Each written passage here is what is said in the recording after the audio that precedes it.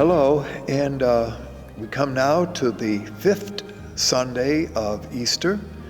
We're moving through the Easter season, and as always, the first reading comes from the book of Acts, this time chapter 9, verses 26 through 31. The second reading is from the first letter of John, chapter 3, verses 18 through 24. And the gospel, again, is from John, this time chapter 15, verses 1 through 8. Well, if last time the imagery that was developed with regard to Jesus was that of the Good Shepherd, this time the image that is developed in the gospel is that of the vine and the branches. So different images that are connected with the risen Jesus are often used for our reflection during the Easter season. Now, a little bit of background.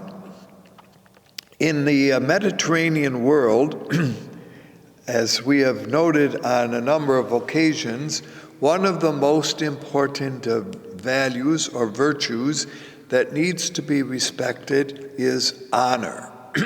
And in the Mediterranean world, even God needs honor. Now, we may smile at that, but that's part of the total picture of thinking. And the phrase that is used in the gospel this time we will hear, Jesus says, "My Father has been honored," glorified is the word, but glorified equals or means honored, "in that you bear much fruit and in becoming my disciples."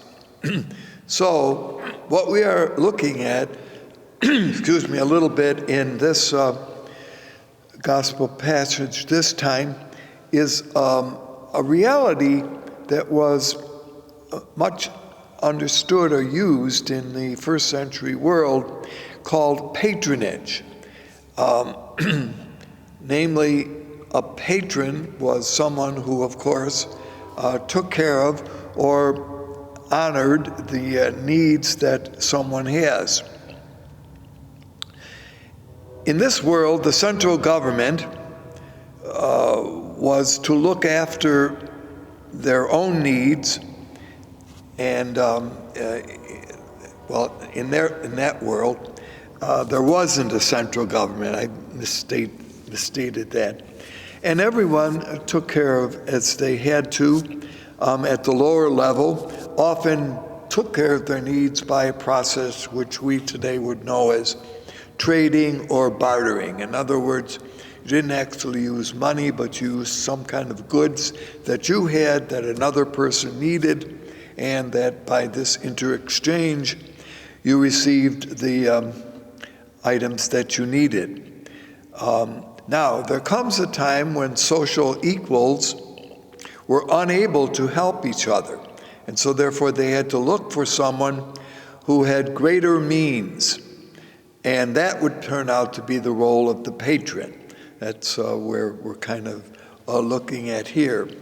Now, a patron would freely choose the clients that he wanted and would serve them their needs, their goods, which they were unable to obtain by their own efforts, or perhaps the patron got terms that were better than the ones that they could get on their own. So in this kind of way of thinking, Israel is God's patron, or the patron of Israel is God. And people considered themselves as clients. And the key people who helped kind of everything work like this were the prophets. So they were, we would call, the brokers. They worked for the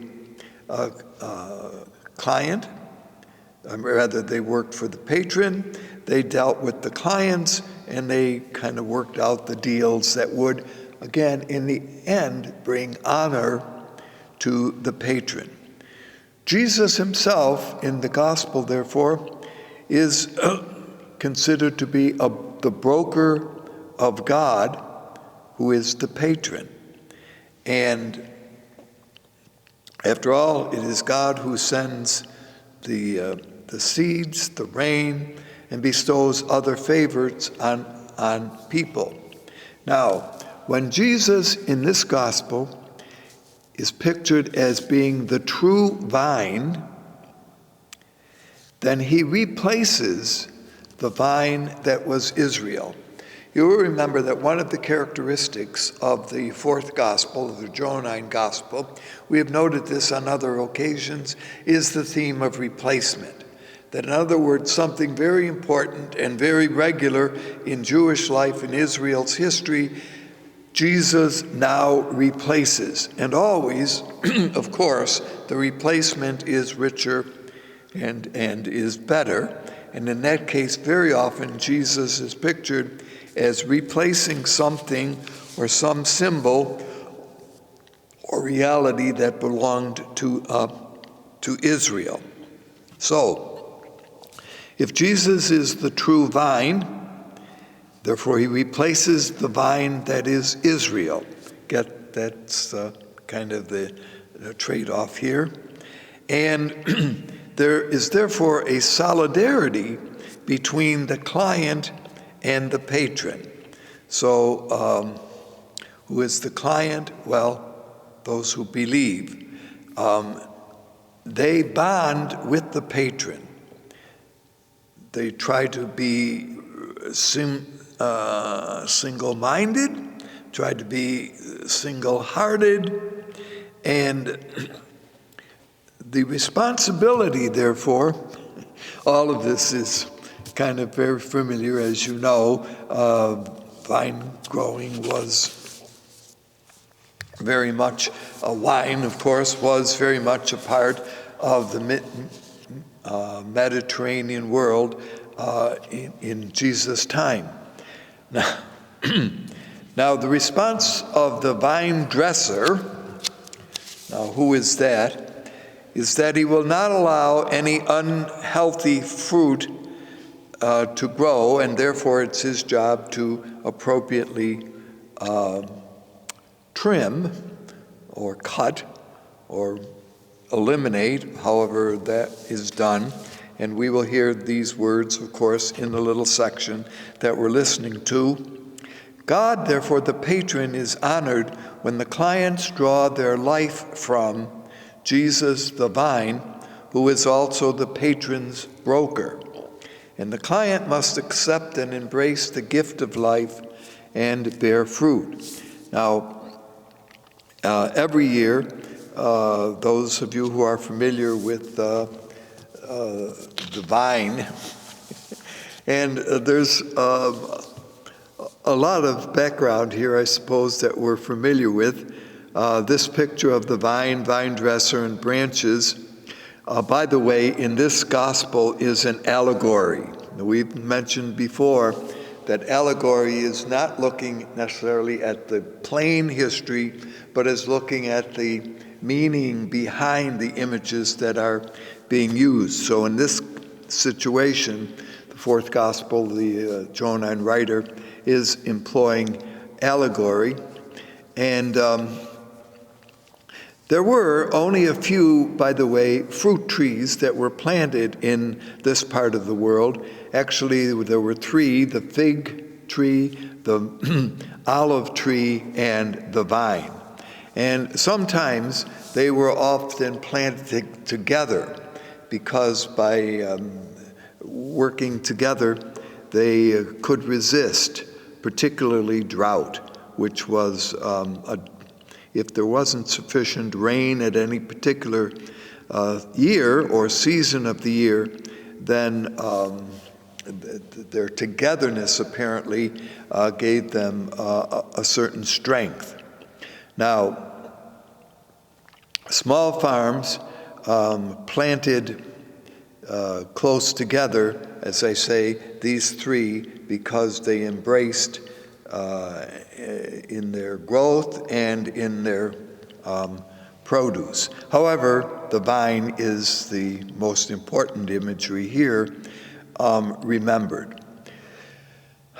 Now, how much of this do we, since we are looking at allegory, how much of this do we kind of draw some sense from today? Well, some say, and of course we have noticed on occasion, that the fourth gospel very much likes to use the understanding of wisdom. Wisdom, of course, very popular thinking in the first couple of centuries prior to the coming of Jesus. But in the book of Sirach, one of the books that fill in or make up what is called the wisdom tradition, in Sirach chapter 24 is the image of wisdom equaling the vine, which equals the Torah, or the rule, the law. Keep in mind, we're kind of moving around here with this replacement idea. And if wisdom equaled the Torah, well, now when it comes to Jesus, wisdom equals or is Jesus. Jesus is wisdom personified.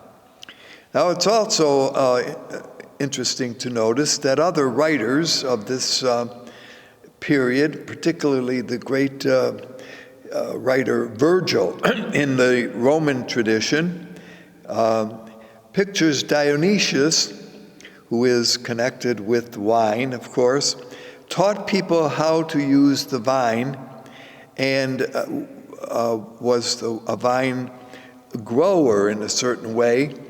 And he presented the grapes, of course, wine, as a gift to the world. So in this sense, in the Roman sense even, vine equals the good things of earth. And you can see how this might all work together to better understanding Jesus as truly the vine. Now, we're not sure just how much this image worked, but those who remember this, remember we mentioned that during Jesus' time, the temple was being rebuilt by Herod. Herod the Great had started it, but the other Herods had continued it. But so we are told that in Herod's temple, a massive golden vine was placed over the entrance to the main section of the temple.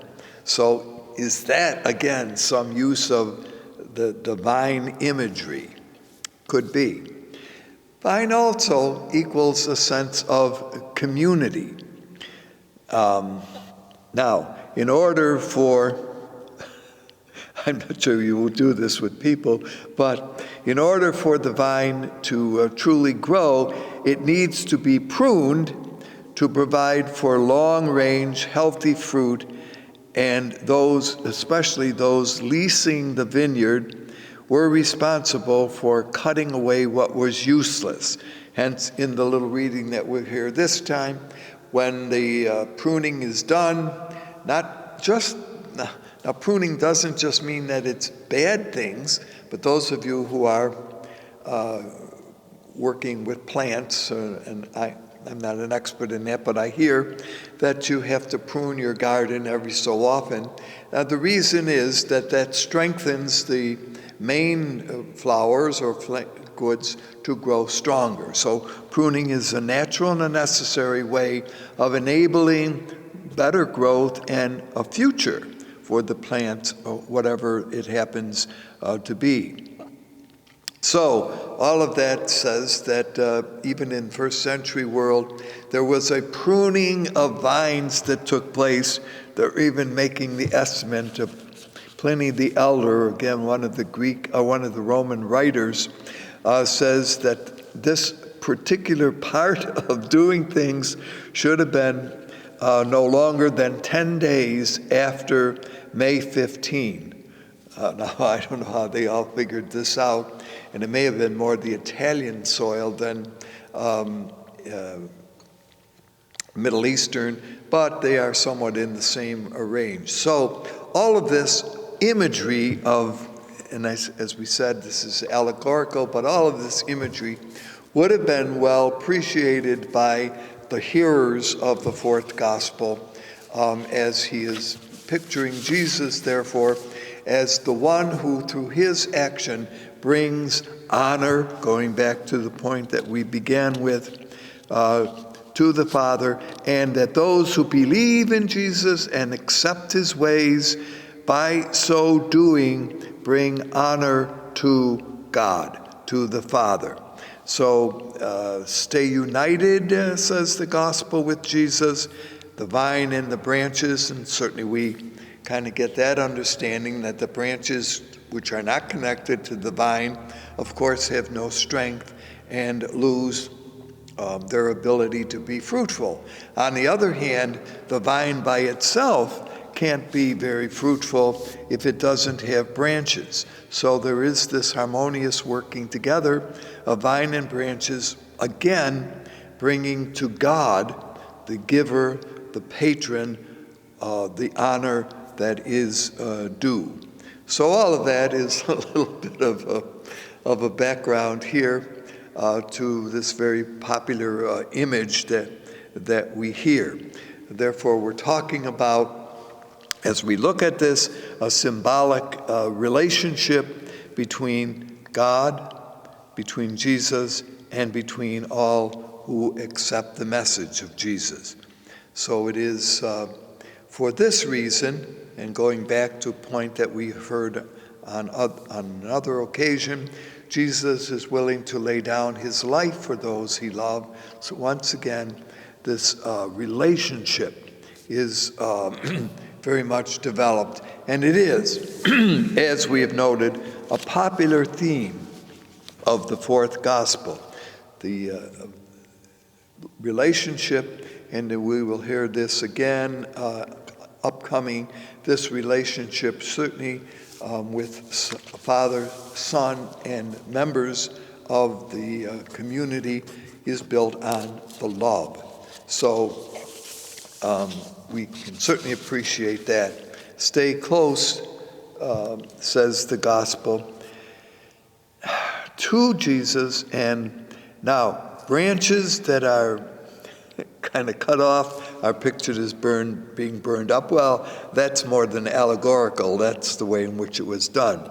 But when you move it to allegory, well, who are the branches that don't remain loyal and that needed to be pruned off is, again, another discussion that goes on with regard to the fourth gospel. Let's turn now to the story in Acts, this time in chapter 9.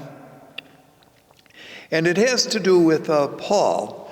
Paul, in the episode that precedes this, we have noticed that the first 7 chapters of the book of Acts, again, a little bit of background here, deal with Peter, the apostles who are in Jerusalem.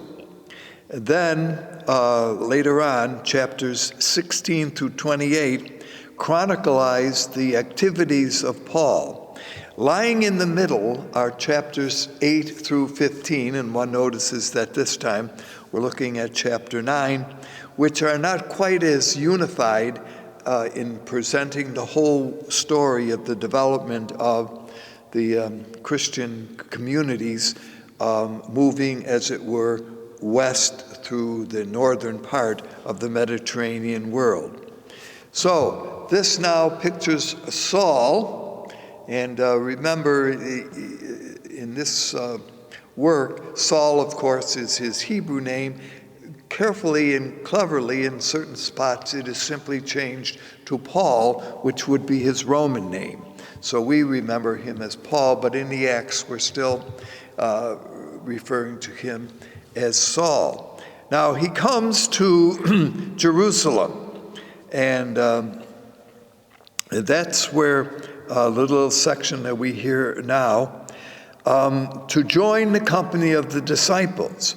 Well, you can see that Paul's history up to this point had not been very favorable to Christians. In fact, as he had been going from Jerusalem, having dragged out women and men who believed in Jesus as the Messiah, was now going up to Damascus, about 200 miles or so from Jerusalem, had on the road to Damascus experienced the risen Jesus. Of course, that is the famous scene of Paul being called by God or by Jesus, struck by a bright light, struck blind for 3 days, baptized by a man named Ananias. Now, where did this take place? In Damascus. But you could see, all right, so that part we know, but when you think of the people in Jerusalem who would trust him, why should they? After all, he had been persecuting them. Now we hear stories that he's changed his mind, that indeed his zealousness for Judaism has now been changed to a zealousness for Jesus, and that he was teaching in Damascus. And now here's where the stories vary, okay, as to what happens. According to one account, well, they both agree with this in a certain way, things got a little bad in Damascus for Paul, and he had to escape. And so the story goes that those who were in favor of Paul helping him out get him out of the city of Damascus by lowering him over the city walls in a basket. Now, that's a kind of interesting account. Always remember that the writer of Acts is not unfamiliar with events in Israel's history that showed how God worked in wondrous and kind of interesting ways. And so there is a story in the Old Testament where when Joshua, who had taken over from Moses and leading the people toward the land of promise, had sent spies into the city of Jericho to check things out. And the spies had almost been caught when a woman saves the spies, hides them out, and of course makes an agreement with them that if she saves them when the Jewish community enters the city of Jericho, that she and her family be saved. Here's the point. Saves the two spies, Hebrew spies, by putting them in a basket and lowering them over the wall of the city of Jerusalem to safety.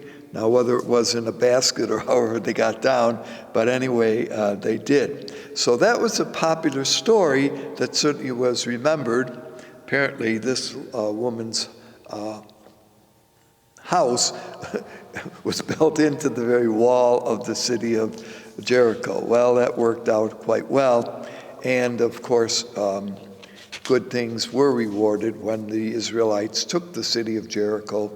She and her family were saved. Now, is that the kind of background for this particular narrative that Luke remembers here? Anyway, Paul comes to Jerusalem, and now here's where accounts vary, okay? The hero who was brought in, and we will hear him, is a man named Barnabas. Barnabas, by the way, the word, his name means son of encouragement, takes when Paul comes to Jerusalem under his wing, and he explains to those who are the leadership in Jerusalem that Saul has seen the Lord and that he has spoken to him. So I suppose there's this kind of broker relationship here a little bit that Barnabas exercises between Paul and the apostles in Jerusalem. Now, exactly how this happens, and apparently he meets with them. They don't know him. They are encouraged to accept him. And now there's a group called the Hellenists in Jerusalem who, when they find that Paul is there, are determined to get him because they do not like the fact that he is proclaiming the good news about Jesus as the Messiah. This same group, known as the Hellenists, had been responsible a little bit earlier for the death of Stephen. They had engineered his death by stoning him. And so now the leadership in Jerusalem sees with this kind of concern to get Paul that we need to get him to safety. And so with his opponents failing, just as Jesus, now it's interesting here, that when remember that Jesus had come to Nazareth and the Nazarenes had not accepted him, and in Luke's story they were ready to throw him over a cliff, where Jesus simply walks away and escapes. Well, here now Saul, kind of modeling what had happened to Jesus, escapes death by fleeing from Jerusalem by way of Caesarea of Maritima, and then goes back to his hometown of Tarsus. So that's the little episode that we're going to happen. We're not quite sure, backing up just a moment, okay, with the little time that we have left, there are two accounts of how Saul escaped from Damascus, going back there. We certainly heard the story that we just mentioned before, but Paul tells it a little differently. He says that the ruler in the city of Damascus was under attack, and so it was he who helped Paul escape by, again, going down in a basket. All right, so all of that is to say at this point that Paul makes his entrance into Jerusalem. The version that we hear in Luke, in the Acts of the Apostles, is that it took place over a period of time when we hear, but shortly, but when we hear Paul's own account, and we'll have occasion to come back to this if we have not, in the letter to the Galatians, says that when I went up to Jerusalem, and I went up by myself, and it was after 3 years of teaching in Arabia. Now, where is Arabia? That's not where maybe we think of it today, but it would be any territory the other side of the Jordan River. So that would certainly could have been considered that. So when one looks at the Acts story, Paul's reputation precedes him, is protected by the action of Barnabas, who, by the way, makes sure that he goes back to Tarsus. And later on, when the community at Antioch in Syria begins to grow larger, and there will be, as we see the story developing in Acts, really two centers of Christian belief, namely Jerusalem and Antioch. It will later be Barnabas who sees the need to bring Paul from Tarsus, where he has escaped, back to the city of Antioch, where they continued the mission of proclaiming the good news of Jesus, and which in the Acts, it is in Antioch that they were first called Christians, an interesting title that, of course, will capture the future of who we are. Well, may we be good branches, united with the vine, who is Jesus, this week and all days. Thank you for being with us. May God bless you.